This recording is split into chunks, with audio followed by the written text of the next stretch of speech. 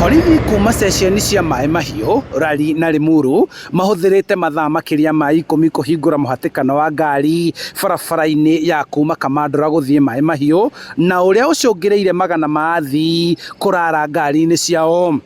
Jamu ino rambirie hwai na andu maraire jamu nie ngiinuka tondu mucii ni haha ndiratigire jamu thaa 2:30 na ngiuka rucini ngorire jamu irarite barabara ino.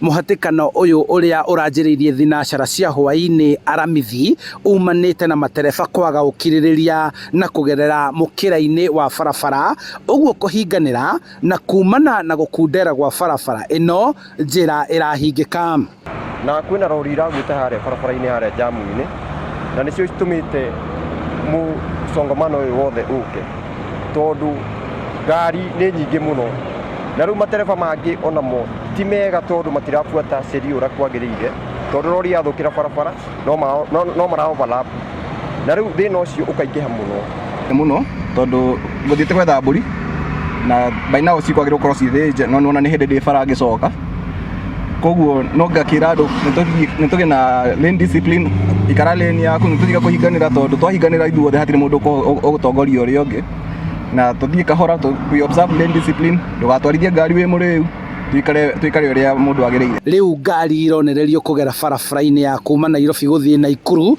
iria onayo ni undu wa gukundera kwayo kuri na muhatikano munene. Nimetokea Muthika, nilikuwa nasafiri kuenda Uganda. Gari imetusumbua, ilifika Kangemi saa 4 ikalala hapo. Tumetoka saa 4 Kangemi, tumekuja saa hii hapa sijui ni wapi. Mpaka saa ya tutasafiri, tumenyeshewa usiku yote. Ahuthiri a barabara ino marahoya kwaramio gwa barabara ici na oho mahinda-ini maya ma thiguku borithi kugia na mubango mwega wa kuonereria matereba uhuthiri mwega wa barabara. Yakwa ni ria ingihoya kuri thirikari ya Rutori ni ati barabara ino itagwo Rironi Mau Summit Road expandwo tondu ni yarehe congestion nene muno mithire irakorwo ina thina muingi muno handu-ini ha Inooro TV kuma barabara-ini ya Maai Mahiu guthie Naroko njitagwo Charles Gikunga wa Kariuki.